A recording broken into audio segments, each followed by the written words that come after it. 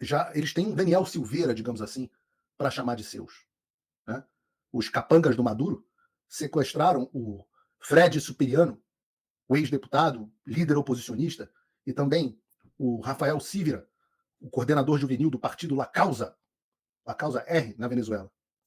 Olha esse vídeo que é impressionante. ¡Ey, ey! ¡Suéltalo! ¡Suéltalo! ¡Suéltalo! Solta, ¡Suéltalo! que coisa impressionante. ¡Suéltalo! ¡A la bola! ¡A la bola de la dictadura! O povo gritando da ¡Van ahí ditadura. todos muertos, hijo de puta! ¡La venganza es dulce! ¡Les queda poco tiempo, hijo de puta! ¡Hijo de puta! ¡Choros de mierda! ¡Secuestraron a alguien! ¡Secuestraron a alguien! Eu me pergunto, qual é a diferença da forma que esse cara foi preso da forma, por exemplo, que o cacique Sererê foi preso? Eu me pergunto, é honesta a pergunta. Se alguém puder me dizer qual é a diferença entre a forma como o cacique Sererê foi preso e a forma como o Fred Superiano da Venezuela foi preso, se alguém puder me dizer a diferença, eu vou ficar assim, por favor, pessoal, o chat está aqui para isso. Aí eu me pergunto, eu estou fazendo só perguntas e reflexões honestas aqui, são todas perguntas. Retóricas, porém perguntas. Se o Fred Superiano tivesse recebido esses capangas do Maduro na base da bala, igual o Roberto Jefferson recebeu, os capangas do Alexandre, ele teria perdido a razão? Porque essas são as reflexões que a gente tem que fazer nesse momento. A gente está olhando no espelho e está vendo a realidade. Então essas são as perguntas que a gente tem que fazer naquele momento. Nesse momento. Na época que o Roberto Jefferson reagiu do jeito que reagiu, veio todo mundo, inclusive o Bolsonaro. Não, isso é muito errado, a forma como ele recebeu. Eu não. Eu falei assim, ó, não acho que tenha sido inteligente, mas o que o cara pode fazer? Quando chegam, eu digo, a diferença entre capanga e policial, ela é boa, o inglês explica bem. O inglês chama o policial de agências de law enforcement. São agências que fazem cumprir a lei. Então, qual é a diferença entre um capanga, que é um cara que para um carro preto e te joga dentro e te leva embora, e o law enforcement, e a polícia? A polícia está policiando a lei, o cumprimento da lei.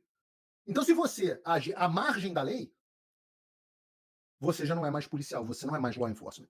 Você é capanga. Todos vocês, policiais federais, que cumprem ordens à margem da lei, são marginais e capangas. Todos! Até você que derruba minha rede social. Até você da Anatel que derruba minhas redes sociais. Capangas, marginais. Essa é a imagem de vocês. Essa é a imagem de vocês. Vocês são isso. Parem de se enganar, enfrentem a realidade. E eu não vou dizer para ninguém receber vocês a bala, porque Deus me livre. Sou radicalmente contra. Mas eu não posso dizer que esse não é um sentimento legítimo. Eu não acho que seja inteligente, não recomendo. Mas eu me pergunto, o Fred Superiano, o ex-deputado, oposicionista, ele vai ficar preso dentro da lei ou à margem da lei, como está o Daniel Silveira? 90 dias, 90 e tantos dias, preso além do prazo. Cada dia o Alexandre inventa uma desculpa. Eu já contei para vocês a história aqui, vou repetir. De uma fonte que foi presa pelo Alexandre de Moraes, ligada ao ex-presidente Jair Bolsonaro, essa fonte foi presa, e depois tentaram forçar essa pessoa a fazer uma delação de todas as formas, espero até que eles estejam me assistindo, tentaram forçar essa pessoa a fazer uma delação de todas as formas, enfiaram a porrada nele na prisão, e a Polícia Federal chamava ele lá e falava, chato isso que está acontecendo, poxa, você apanhou, poxa, já é um senhor, caramba, só falar do Bolsonaro, tem alguma coisa para falar do Bolsonaro? E o cara falava, pô, não tem, não tem, não tem, não tem. Segurou.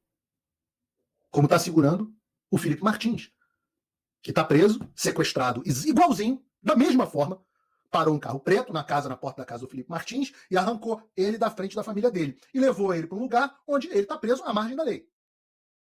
Igualzinho, esses são vocês. A gente viu as imagens das pessoas que levam os presos do 8 de janeiro. Os policiais lá minha senhora, a gente está aqui cumprindo ordem. Esses são vocês, se olhem no espelho. Esse, ao qual eu estou me referindo, uma hora conseguiu receber o alvará de soltura. E aí teve um problema. O Alexandre deu lá a ordem de soltura e não conseguia ser solto porque a prisão dele não constava em nenhum sistema. Sei lá qual é o sistema de captura da Polícia Federal, o sistema dos mandatos, do CNJ, esses sistemas dele. Ele passou 4 meses preso sem o mandado de prisão dele constar em nenhum sistema. O mandado de prisão dele era simplesmente um papel assinado pelo Alexandre. Não é mais o Estado. Não são mais agentes da lei. São capangas agindo à margem da lei. É exatamente esse caso. E não é o único. Você vê o caso, aquele outro daquele jornalista que eu esqueci o nome, coitado, tá até uma injustiça. O cara que chegou no aeroporto, sentou no aeroporto, foi preso. Aí perguntaram, mas eu tô preso? Não, você está detido. Pelo quê? Não sei ainda, estou esperando o STF aberto para ligar. Aí ligou para o STF, e o Frutuoso ligou para o STF, e o STF, aí o Alexandre não chegou, depois de fazer a sauna dele, jogar o tênis dele, dar aquela malhada que ele dá lá na academia do Exército, agora parece que não está dando mais lá, lutar o Muay Thai dele, aí o Alexandre, foi lá, sentou 2 horas da tarde na cadeira e falou, vamos lá, que processo que eu tenho que ter? Tem um delegado da Polícia Federal com um cara preso aí para você. Manda fazer um mandado de prisão retroativo aí. Qual é a diferença disso para o que está se passando na Venezuela? Eu debato com qualquer um, em qualquer lugar, e mostro que nós vivemos a mesma situação. É tudo instrumento de poder. Só muda o grau. Então, eleição duvidosa? Check. Eleição controlada pelas autoridades ligadas à esquerda? Check. A eleição que dizem que é a mais segura do planeta, exemplo do mundo? Check. Resultado de 51 a 49, mínimo suficiente para ganhar? Check. População protestando furiosamente nas ruas? Check. Repressão à população com presos políticos, com aumento da perseguição política? Check. Elon Musk virando arqui-inimigo? Check. Os militares garantidores do golpe? Check. A esquerda mundial unida em torno? Check. Ora, todos os países, os poucos países que aprovaram a eleição da Venezuela, por isso que eu digo que muda o grau, mas não muda a doença, todos bateram palma na eleição do Brasil. Todos, sem exceção. Veja bem o que eu estou dizendo. Não é que todos que aprovaram a eleição do Brasil e reconheceram a eleição do Brasil imediatamente, como os Estados Unidos, reconheceram a da Venezuela. Isso não é verdade. Mas todos os que reconheceram a da Venezuela foram os primeiros a reconhecer do Brasil, inclusive a Venezuela. E tudo isso acontece em nome de salvar a democracia. Né? Sempre de um inimigo, que na Venezuela são os Yankees, mas são os fascistas de extrema-direita. Então, em nome de salvar a democracia dos fascistas de extrema-direita, o Maduro salva a democracia venezuelana. Todas as caixas você pode check. O Nicolas Ferreira, grande deputado, querido amigo, falou muito bem no Twitter dele. Escreveu alguma coisa assim, o Brasil só passa mais maquiagem antes de sair. E ele tem razão. Ele tem razão. Tudo isso está tendo uma função pedagógica muito grande para o Brasil. É só um grau diferente do problema que a gente passou no Brasil ou o problema que os Estados Unidos passaram em 2020. E que a gente espera que tenham mudado o sistema o suficiente. Um dia dá para a gente falar mais só sobre isso. Mas para que não passe em 2024. E é a grande dúvida da população. Ninguém tem dúvida de que o Trump vai ganhar se a eleição for legítima.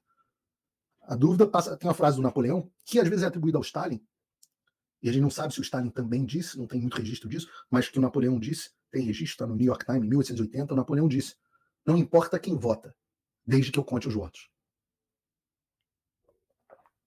E é o mesmo problema, só muda o grau. A Venezuela saiu sem maquiagem, a gente se olhou no espelho e se escancarou a democracia horrorosa que a gente vive.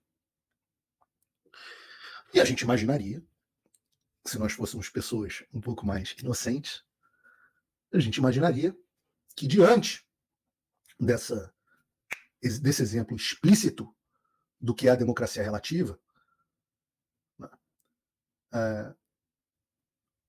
porque você pensa, né, os Estados Unidos têm... Eu uso o exemplo do vírus e sistemas imunológicos diferentes. Os Estados Unidos estão com esse vírus da esquerda, do comunismo, vamos chamar assim, mas o sistema imunológico americano mantém a coisa mais ou menos funcionando aqui, tem resposta, né? O país está respondendo Vamos ver se vai conseguir debelar a doença, mas está respondendo. No Brasil, a gente teve alguma tentativa de resposta imunológica. Para Bolsonaro foi isso. Mas a gente não tem um sistema tão forte quanto o americano. E na Venezuela, a Venezuela não tem um sistema imunológico nenhum. É uma senhora de idade de 103 anos, com todas as doenças pré-existentes, e não consegue reagir ao vírus do comunismo. Mas o vírus é o mesmo. Então você imagina que diante do estrago desse vírus, o Bolsonaro diria que os Estados Unidos têm histórico de atleta, né? O Brasil não tem, a Venezuela menos ainda. Mas a gente imagina que os jornais tenham percebido a sinuca de bico que eles ficaram. Será? O que será que eles estão dizendo na Globo News? Mostrando o fato consumado, pronto, acabou. Maduro é o presidente, já está com o seu certificado, seu título de presidente, e não tem mais conversa. O recado do regime é exatamente esse. Se trocar Maduro, eu só peço ao jornalista que acabou de fazer esse comentário que troque Maduro por Lula. Só. E releia exatamente o que ele acabou de falar. Fato consumado, fait accompli, como diziam na diplomacia francesa. Ou seja, agora fica muito mais difícil qualquer tipo de pressão diplomática, inclusive por parte do Brasil, para que Maduro retroceda. Agora essa crise fica pior, porque Maduro se cristaliza formalmente, e as formalidades pesam muito, se cristaliza formalmente no poder, André. Olá, Ariel, já usei a expressão autoproclamado porque o conselho, comandado por ele, com seus aliados, e... Não, peraí, André Sadi. É só o conselho da Venezuela que é dos aliados do Maduro? O TSE não era dos aliados do Lula, não? Pelo amor de Deus. Não é possível que não veja as semelhanças.